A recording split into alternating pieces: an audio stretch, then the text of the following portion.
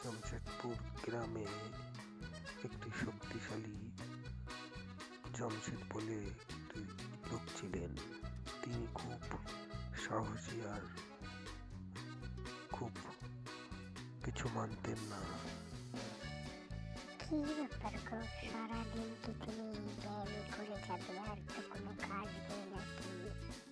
তখন সেই উনি ঘর থেকে বেরিয়ে বাইরে এসে জমিদার একটা লোক পাঠালেন। কি ব্যাপার আপনি? হা হা হা হা হা। তারপর সেই জামশেদ ভাই গেলেন ওই জমিদার বাবুর কাছে। কি ব্যাপার, আপনি আমাকে ডেকে পাঠালেন, বলুন কি করতে হবে? শুনছি বাবা তুমি বলে অনেক শক্তিশালী আর সাহস একটা মানুষ, তাই আমি তোমাকে ডেকে পাঠালাম, কিছু কথা বলার ছিল। আরে বললো না বাবা, ওই জামশেদপুর এলাকার একটা রাহুল বলে উনির কাছ থেকে কিছু পাওনা বাকি আছে, তাই অনেক থেকে আমার সৈন্যদের পাঠাচ্ছি, কিন্তু ওরা কোনো আদায় করতে পারছে না, তাই ডেকে নিয়ে আসলাম আমি। ঠিক আছে বাবা, তাহলে কি তুমি পারবে কাজটা করতে? আচ্ছা ঠিক আছে, এই টাকাটা তুমি রাখো, অর্ধেকটা কাজ হওয়ার পর। বললো বেরিয়ে পড়লেন সেই জামশেদপুর। এই রাহুল, কোথায় গেলি? বেরিয়ে আয় তাড়াতাড়ি বাইরে, ঠিক আছে? এই শুনছি তোর কাছ থেকে জমিদার অনেক টাকা পাই, তো তুই দিচ্ছিস না কেন রে? অনেকদিন ধরে চাষবাস করছি জামশেদ ভাই, কোনো লাভ পাচ্ছি না, তো তাই বললো তো শুনে আমার কাজ নেই, বের কর, নাহলে মারবো তোকে ধরে, বলে মেরে দিলেন। আরে বাবা, আমার ছেলেকে ছেড়ে দাও, ওকে মেরো না, তোমরা কেন মারছো বলো তো বাবা? এই বলে কানের দুলটা রাহুলের স্ত্রী বললো ভাইকে দিয়ে দিলেন। ঠিক আছে, আপনি যান, এটা নিয়ে গিয়ে জমিদারকে দিয়ে দিন।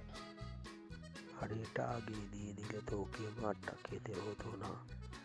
সেই বললো চলে গেলেন। তারপর ওনার মা আর ওনার স্ত্রী দুজনাই কান্না করলেন। সেই জমিদারের ঘরে চলে আসলেন বল্লু ভাই, এসে বললেন এই নিন, এটা দিল।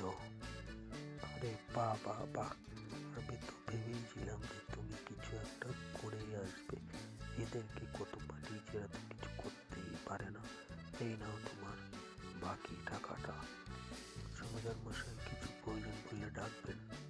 এই বলে বল্লু ভাই চলে গেলেন।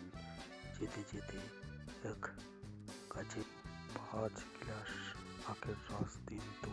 এই কাছে বললো ভাই আমি এক্ষুনি বানিয়ে দিচ্ছি, একটুখানি দাঁড়ান, ঠিক আছে?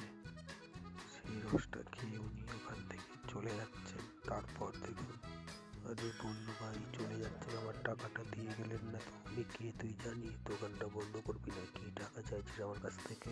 আরে ঠিক আছে বল্লু ভাই, তাহলে তুমি যাও, আমি বুঝতে পারিনি, ঠিক আছে ঠিক আছে, আর কেমন হবে না। এই বলে তখন বল্লু ভাই ওখান থেকে বেরিয়ে গেলেন। ঠিক আছে, নিজের ঘরে চলে আসলেন উনি। গিন্নি আমাকে খেতে দাও তো, খুব খিদে পেয়েছে। বড় কাজ করে আসলে খেতে দাও তো, খেতেই থাকি। কি এমন কাজ করে আসলে তুমি এখন আমার কাছে খাবার চাইছো? হ্যাঁ, ওগুলো শুনে তোমার কোনো কাজ নেই, খেতে পেয়েছে, খেতে দাও, ঠিক আছে? তাহলে কিন্তু খুব খারাপ। আচ্ছা ঠিক আছে, বসো তাহলে, আমি খাবার আনছি। এই বলে পুলিশকে খাবার দিয়ে দিল। তারপর উনি খাবার খেয়ে বেরিয়ে গেলেন, আর রাস্তা দিয়ে আমের গাড়ি গেল।